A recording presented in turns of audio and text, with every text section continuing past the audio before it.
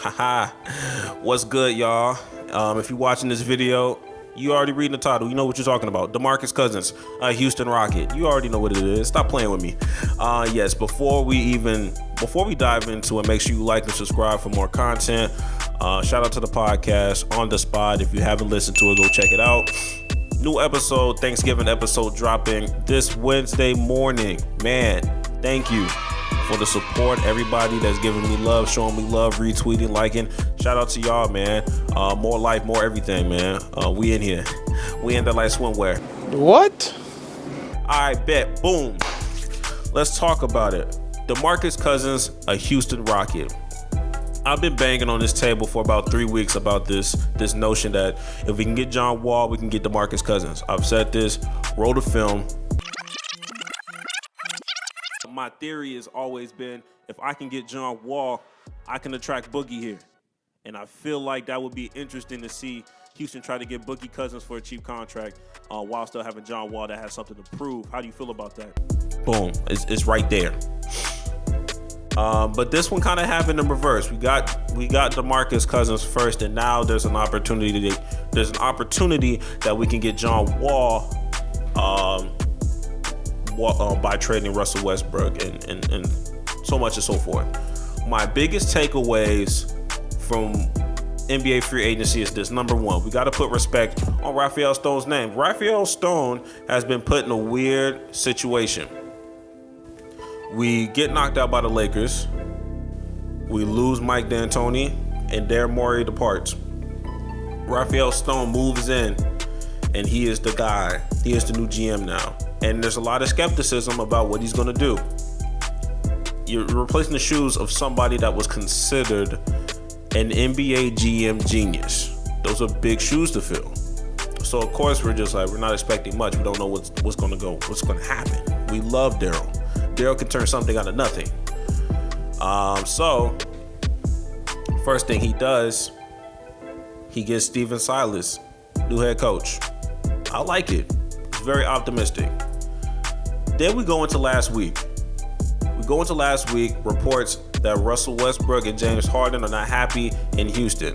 They're very disgruntled. Shout out Kendrick Perkins. He just followed me. Shut the hell up! Shut up! Shut up! Keep playing. Anywho, and Russell Westbrook decides to ask for a trade. That happens. Then 2 days later, James Harden not only wants out of Houston, he says, get me to Brooklyn. F all that. Get me to Brooklyn so I can play with KD. He is forcing himself to go to Brooklyn. And if you don't, and then we were like, okay, just in case you don't think it's cap, we're going to decline this $50 million extension. Let me repeat this. $50 million extension. He gave up, he declined. Somebody got to be serious if you 50 mil?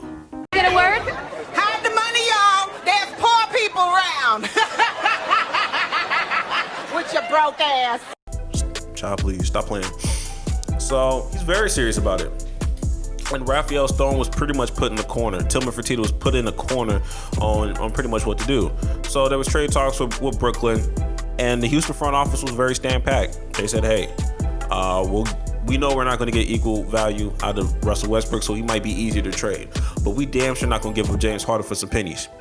It's not going to happen. You're not going to get a talent like James Harden that's as durable as he is and as literally the best offensive scorer that we have ever, pretty much, within this era.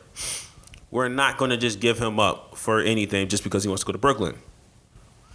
So I commend Rafael Stone for staying packed and saying, hey, James Harden has 3 years left on his deal, 2 years that he has to play in the Houston Rockets uniform unless we trade him. Lock his ass up. Lock his ass up. You're going to jail.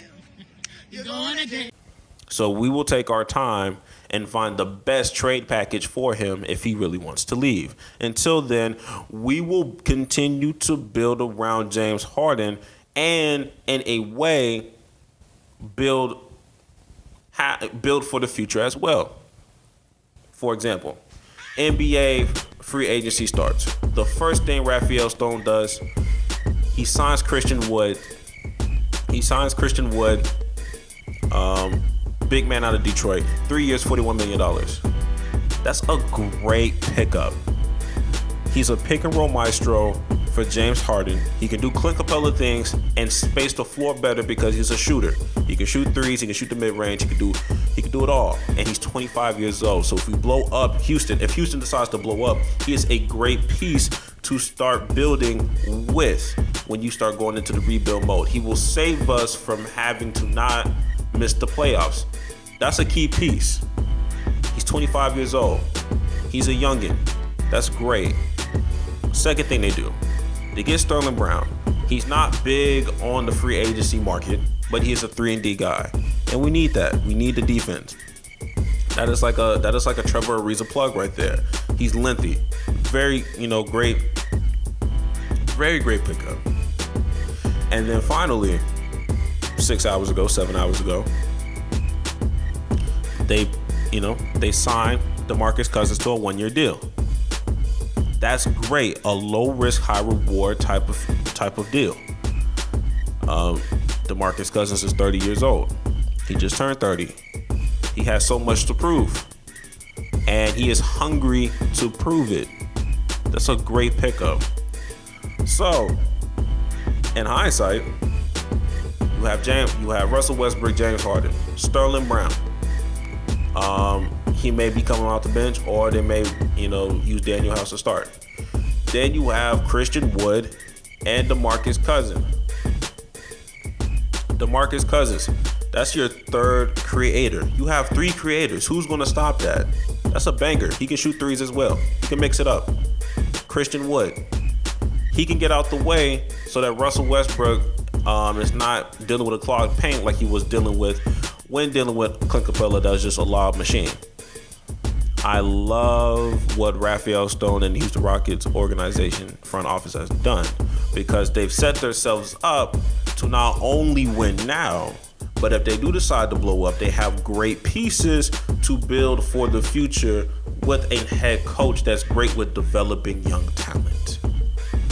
If I'm the Houston Rockets and James Harden becomes disgruntled to the point where we have to move him, I would rather trade him to Philly, because Philly has better pieces for me than Brooklyn. Brooklyn is not trying to give up Kyrie, but Philly may go off to a losing start. They may get to a place where it's just not good, and they may have to give up one of them pieces. I would love to have Ben Simmons over here and have that young star build around with all the type of stuff that's going to come to Houston. I love that. I love that notion. But the fact that the Houston Rockets have time on their side, they can wait for different organizations that had no intentions on getting James Harden. Once they start, things can happen within this NBA season. It's 72 games.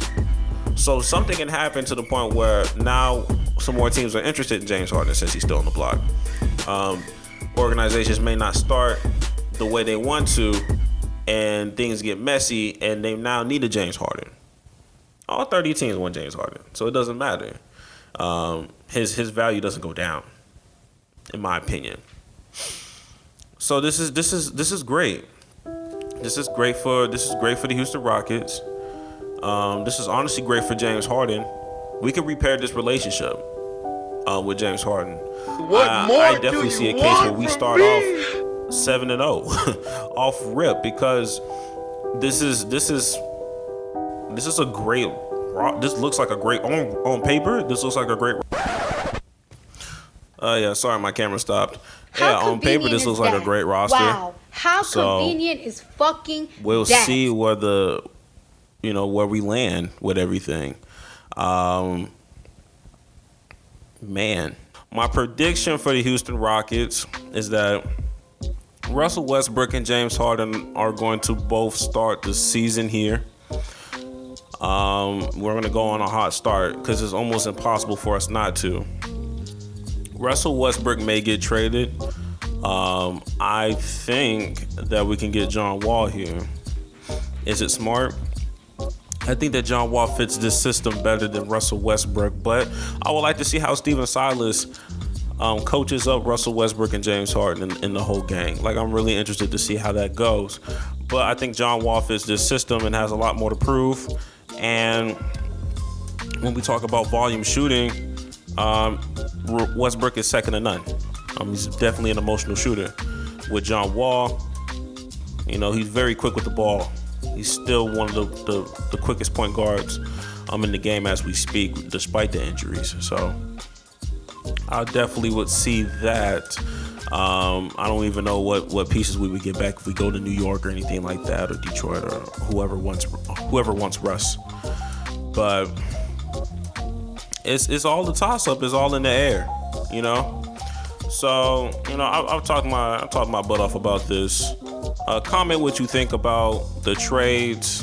Comment what you think about how Houston is, how where we're going to be. I think we're going to hit maybe a third or fourth seed in the West with the pickups that we have. If we do not trade anybody, I think this is a third or fourth seed. If we end up blowing this up and still rebuilding, I still think we have enough talent to squeeze into the playoffs. I think we could rebuild without missing the playoffs this season or for years to come. I just really think that we can groom a young superstar with the talents that we have around us and the assets that we have.